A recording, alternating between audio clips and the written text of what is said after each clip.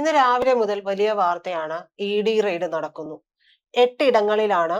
വീണയുമായി ബന്ധപ്പെട്ടിട്ടുള്ള വിഷയമാണ്. എക്സാലോജിക് CMRL വിഷയവുമായി ബന്ധപ്പെട്ടിട്ടാണ് കേസ്. ഇതിൽ റിയാസിന്റെ പേരും ഒക്കെ ഉയർന്നു കേൾക്കുന്നുണ്ട്. അപ്പോ ഈ കേസ് അങ്ങനെ വെറുതെ വിടാനായിട്ട് കേന്ദ്ര സർക്കാർ ഉദ്ദേശിച്ചിട്ടില്ല എന്ന് തന്നെയാണോ മനസ്സിലാക്കേണ്ടത്? കേസ് വെറുതെ വിടാൻ ഉദ്ദേശിച്ചിട്ടില്ല എന്നല്ല മനസ്സിലാക്കുന്നത്. ഉം. CPM-നെ വെറുതെ വിടാൻ ഉദ്ദേശിച്ചിട്ടില്ല, കുഴിച്ചു മൂടാൻ ഉദ്ദേശിച്ചിരിക്കുന്നു എന്നുള്ളത് മാത്രമാണ് ഇതിൽ നിന്ന് മനസ്സിലാക്കുന്നത്. ഉം. കാരണം ശരിക്കും പറഞ്ഞിട്ടുണ്ടെങ്കിൽ നമ്മൾ ഓർത്ത് നോക്കിയാൽ നമുക്ക് ഭയങ്കര ചിരി വരും. കാരണം ഒരു വലിയ തമാശക്കാരാണ്. കഴിഞ്ഞ ദിവസം PC ജോർജ് എന്നൊരു പ്രസംഗം നടത്തിയിരുന്നു. ആ പ്രസംഗത്തിൽ നമ്മൾ വീഡിയോ എടുത്താണ്. അതിൽ പുള്ളി പറഞ്ഞ പ്രകാരം തന്നെ ഒരു 415 കോടിയോളം രൂപയുടെ പണം ഇങ്ങോട്ട് എത്തിയിട്ടുണ്ട് എന്നുള്ളതാണ്. പോട്ടെ, ഒന്നും വേണ്ട. ഒരു മണ്ഡലത്തിൽ തന്നെ 4.5 കോടി രൂപ ചെലവഴിച്ചിട്ടുണ്ട്. ഉം. അപ്പൊ ഈ 4.5 കോടി രൂപ ചെലവഴിച്ചെങ്കിൽ 4 കോടി 10 ലക്ഷം രൂപയും കള്ളപ്പണമായിരിക്കും. 4 കോടി 10 ലക്ഷം രൂപയും കള്ളപ്പണമായിരിക്കും. പിന്നെ എനിക്ക് തോന്നുന്നത് PC ജോർജിന്റെ മണ്ഡലത്തിൽ 4 കോടി 10 ലക്ഷം രൂപ ചെലവഴിച്ചിട്ടുണ്ടെങ്കിൽ രാജീവ് ചന്ദ്രശേഖരന്റെ മണ്ഡലത്തിൽ മിക്കവാറും 40 ലക്ഷം രൂപയ്ക്കും ചെലവഴിച്ചായിരുന്നു ആയിരിക്കും. അല്ല, ചോദിക്കണേ. അപ്പൊ ഈ കള്ളപ്പണത്തോടുള്ള പ്രതിബദ്ധതയൊന്നും കൊണ്ടല്ല ഈ പണി ചെയ്യുന്നത്. 1,72,00,000 രൂപയും പിന്നെ ഏതാണ്ട് 1 കോടിയും കൂടി കൂട്ടിയാൽ ഏതാണ്ട് 2,86,00,000 രൂപയും വരുന്ന ഒരു ഇടപാടിന് വേണ്ടിയിട്ട് ഇത് വാർത്ത സൃഷ്ടിക്കുക. എന്നിട്ട് എന്ത് ചെയ്യുക? ഈ പറയുന്ന പിണറായി വിജയന്റെയും അതുവഴി CPM-ന്റെയും ക്രെഡിബിലിറ്റി തകർക്കുക എന്ന് പറയുന്ന ഒരു ശ്രമമാണ് ഇവിടെ നടത്തുന്നത്. വേറെ കഥയൊന്നുമില്ല ഇതിനകത്ത്. മുഖ്യമന്ത്രി എന്ന നിലയിൽ ആണ്, മുഖ്യമന്ത്രിയുടെ മകൾ എന്ന നിലയിലാണ് വീണയ്ക്ക് ഇത്തരത്തിലുള്ള സഹായങ്ങൾ ചെയ്തിട്ടുള്ളത് എന്നുള്ളത് പറഞ്ഞിട്ടുണ്ടല്ലോ. ശശിധരൻ കൊടുത്തിട്ടുള്ള മൊഴിയാണ്. അപ്പോ മുഖ്യമന്ത്രിയുടെ മകൾക്ക് ആയിരുന്ന സമയത്ത് മകൾക്ക് കൊടുത്തിട്ടുള്ള സഹായം എന്നുള്ളത് കൂടി ഇതിലെ വിഷയമായി വരുന്നില്ല സർ? ഇനി അടുത്തൊരു കാര്യം ഞാൻ താങ്കളോട് ചോദ്യമുണ്ട്. വേണ്ട.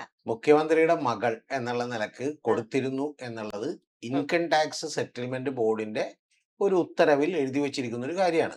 ശരിയാണ്, അത് മുഖ്യമന്ത്രിയുടെ മകൾ കൂടിയാണ് എന്നുള്ളത് എഴുതി വെച്ചിട്ടുണ്ട്. അപ്പൊ കേരളത്തിന്റെ ഒരു മുഖ്യമന്ത്രിക്ക് നമ്മൾ കുറച്ചെങ്കിലും വിലയുണ്ട്. വെറും 2 കോടി രൂപ കൊടുത്താൽ മതി ഈ കരിമണലിലൂടെ കയറ്റിക്കൊണ്ടുപോകാൻ. ഒന്ന്.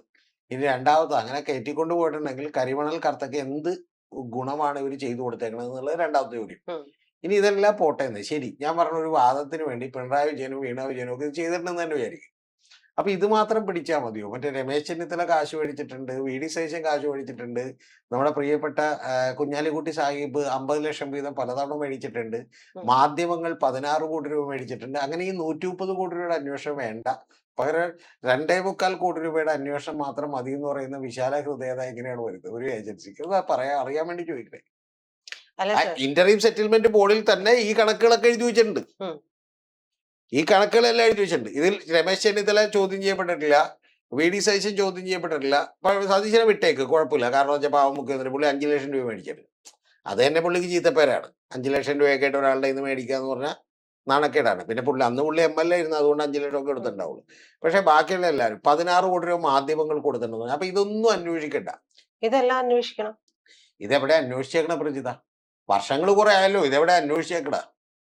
ഇൻകം ടാക്സ് ഇന്ററീം സെറ്റിൽമെന്റ് ബോർഡിന്റെ വിധി വന്നിട്ട് ഇപ്പൊ കൊല്ലങ്ങൾ 4-5 ആയില്ലേ, ഇതെവിടെ അന്വേഷിച്ചേക്കണം? ഓരോന്നായിട്ടല്ലേ സാർ? ഞാനൊക്കെ ഇത് ആദ്യം അപ്പൊ ഓരോന്നായിട്ടെന്ന് പറഞ്ഞാൽ ആദ്യം നമുക്ക് ഏറ്റവും ചെറുത് അന്വേഷിക്കാം, പിന്നെ കുറച്ച് കഴിഞ്ഞിട്ട് വലുത് അന്വേഷിക്കാം. എന്തെങ്കിലും ലോജിക്ക് വേണ്ടേ പ്രജിത പറയണേ? അല്ല സർ, ഇതില് ആ സമയത്ത് മുഖ്യമന്ത്രി ആയിരുന്ന സമയത്ത് മകൾക്ക് വഴിവിട്ട് കാര്യങ്ങൾ ചെയ്തു കൊടുത്തു എന്ന് പറയുന്നതിൽ കൊണ്ടാണല്ലോ അതിന്റെ ധാർമ്മികത ഉണ്ട്. ഒരു മിനിറ്റ്. ഇൻകം ടാക്സിന്റെ കയ്യിൽ നിന്നുള്ള ഒരു റിപ്പോർട്ട് കിട്ടുന്നു, അതുമായി ബന്ധപ്പെട്ട പരാതി കിട്ടുമ്പോൾ അവരന്വേഷിക്കേണ്ടത് ആ ടോട്ടൽ ഇടപാടിനെ കുറിച്ചാണ്, അതിൽ വന്നിട്ടുള്ള കള്ളപ്പണത്തെ കുറിച്ചാണ്. അതിൽ സംശയമൊന്നുമില്ലല്ലോ. കാരണം ഒരു ഏജൻസി അങ്ങനെയാണല്ലോ അന്വേഷിക്കേണ്ടത്. നമ്മളിപ്പോ ഒരു SHO കൊണ്ട് പരാതി കൊടുത്ത SHO അതിന്റെ പിന്നിലുള്ള ധാർമ്മികത, അതായത് 2 കോടി രൂപ മുഖ്യമന്ത്രിയുടെ പോയിട്ടു, അപ്പൊ രാഷ്ട്രീയക്കാരനാണെങ്കിൽ ആദ്യം അന്വേഷിക്കണമെന്നില്ലല്ലോ.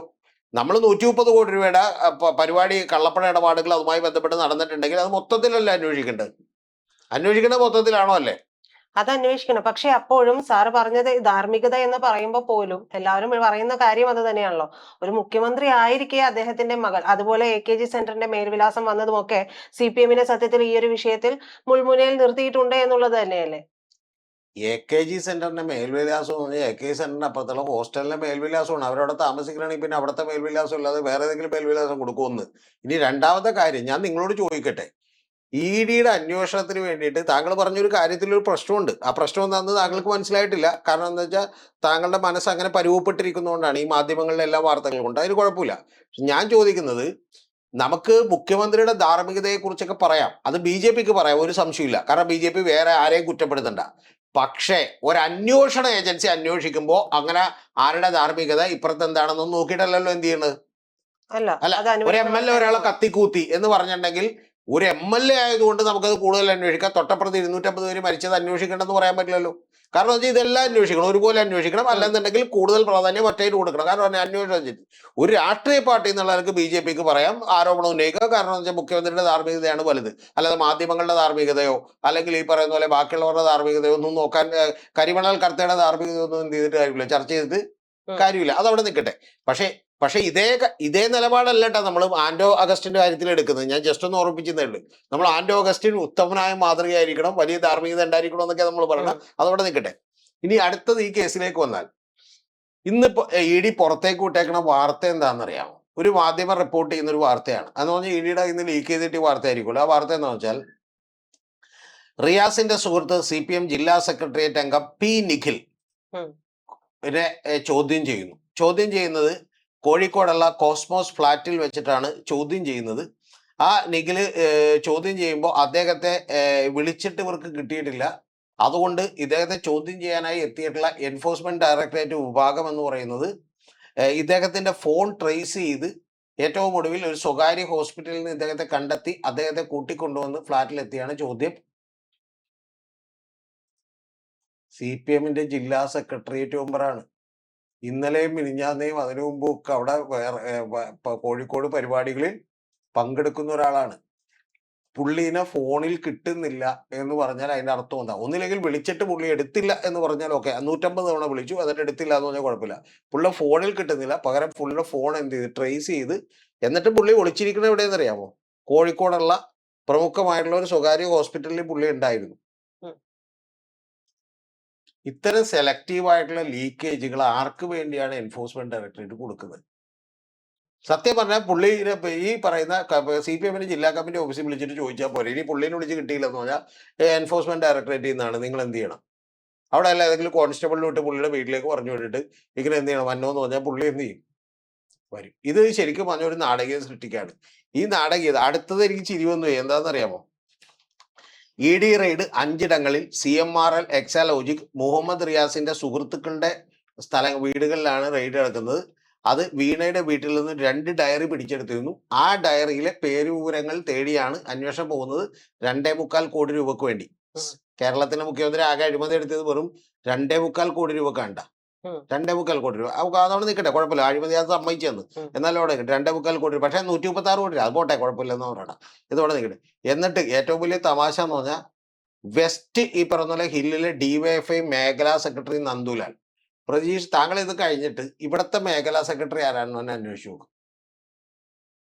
മേഖലാ സെക്രട്ടറി എന്ന് പറഞ്ഞാൽ യൂണിറ്റുകൾ, ഒരു 10-20 യൂണിറ്റ് DYFIയുടെ ഉണ്ട്. അതിന്റെ തൊട്ട് മുകളിലുള്ളതാണ് മേഖല കമ്മിറ്റി എന്ന് പറയുന്നത്. അതിന്റെ സെക്രട്ടറിയാണ്, അല്ലാതെ മറ്റേ വലിയ നേതാവൊന്നുമല്ല. പക്ഷെ ഇത്തരത്തിലുള്ള ആളുകൾ ഇപ്പൊ എൻഫോഴ്സ്മെന്റ് ഡയറക്ടറേറ്റ് ചോദ്യം ചെയ്യുന്നു.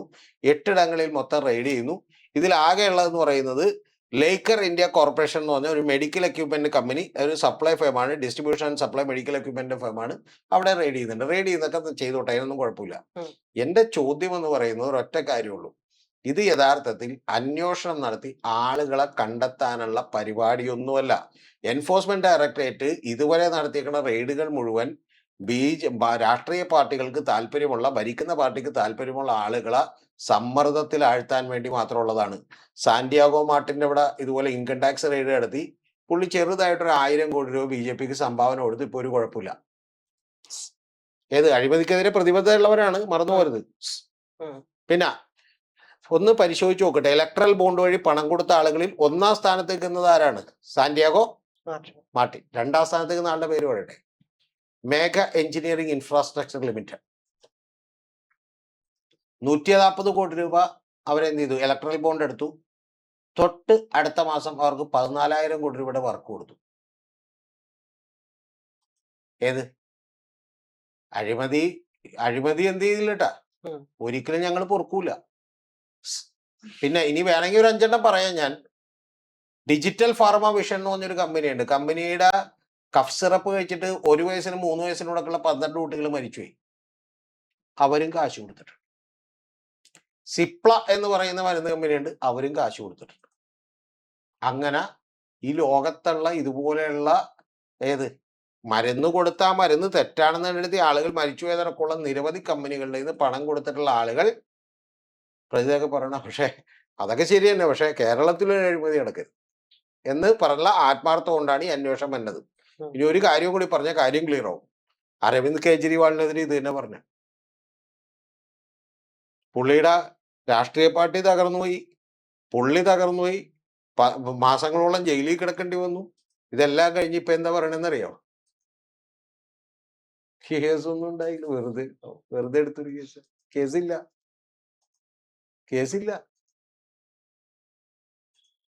പിന്നെ നമുക്കൊരു വാചകം കൂടി മലയാളിക്ക് ചേർത്ത് നോക്കാം. നമ്മളൊരു പഴഞ്ചൊല്ല് കണ്ടുപിടിച്ചാൽ തീ ഇല്ലാതെ പുകയുണ്ടാവും. അങ്ങനെയുള്ള ജനറൽ സ്റ്റേറ്റ്മെന്റിന് മറുപടി ഇല്ല. അല്ലാതെ ഇതിനകത്ത് എന്താണ് പ്രചുതി കാര്യമുള്ളത്? ഡിവൈഎഫ്ഐയുടെ മേഖലാ സെക്രട്ടറിയെ കുറിച്ച് ചോദ്യം ചെയ്യേണ്ട ആവശ്യമുണ്ട്? ശരിക്കും പറഞ്ഞൊരു പടക്കം പൊട്ടിച്ച് അപ്പുറത്തിട്ടാവും മുഴുവൻ കാര്യം പറയും.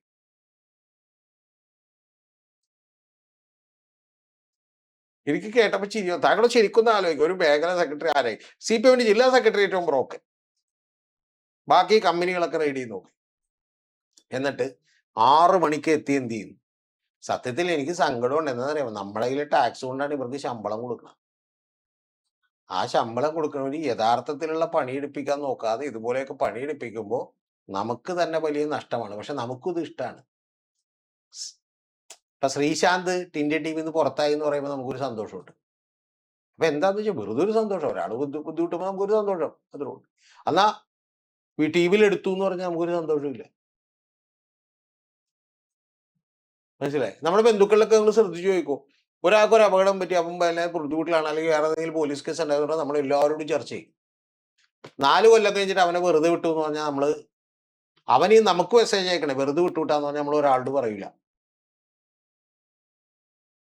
മെസ്സേജ് നോക്കിയിട്ട് നമ്മള് എന്ത് കാര്യം, ഇത്ര ഉള്ള കാര്യം, അല്ലാതെ ഇതിനകത്ത് ഒരു കാര്യമില്ല. എന്നിട്ട് ശരിക്കും പറഞ്ഞാൽ ഇന്നിപ്പോ ചില യൂട്യൂബേഴ്സ് ഒക്കെ ചാടി ഇറങ്ങിയിട്ട് വീഡിയോ ചെയ്യും, പിണറായി വിജയൻ ഇപ്പൊ എന്ത് ചെയ്യും? ഇന്ന് ഉച്ചക്ക് പിണറായി വിജയൻ അറസ്റ്റിലാവും, 3:30 പുള്ളിനെ എന്ത് ചെയ്യും? ഫ്ലൈറ്റിൽ കയറ്റി ഡൽഹിക്ക് കൊണ്ടുപോകും. ഡൽഹി കൊണ്ടുപോയി പുള്ളി തീഹാറിലിരുന്ന് എന്ത് ചെയ്യണേന്ന് 1, 2, 3 എന്ന് പറഞ്ഞ് അഴിയിടൂ എന്നൊക്കെ പറഞ്ഞ് എന്ത് ചെയ്യും? ഇപ്പൊ ഇതുപോലൊരു വാർത്ത ഞാൻ കണ്ടു കഴിഞ്ഞ ദിവസം, ഒരു പ്രമുഖനായ യൂട്യൂബറുടെ. FBI, അമേരിക്കയുടെ ഫെഡറൽ ബ്യൂറോ ഓഫ് ഇൻവെസ്റ്റിഗേഷൻ ആൻഡോയെ തെരഞ്ഞ്, പക്ഷെ ഫ്ലൈറ്റ് കിട്ടിയിട്ടില്ലട്ടാ. ബസ് കാത്തിക്കണ അവിടെ 4 വനിതാ ഉദ്യോഗസ്ഥര് ബസ് കാത്തിക്കണ FBI-യുടെ. കാരണം വെച്ചാൽ പ്രിയദർശിനി ബസ് കിട്ടി അമേരിക്കയിൽ നിന്ന് കയറിപ്പോരെ, ടിക്കറ്റ് കൊടുക്കണ്ടല്ലോ. എന്തൊക്കെയാണ്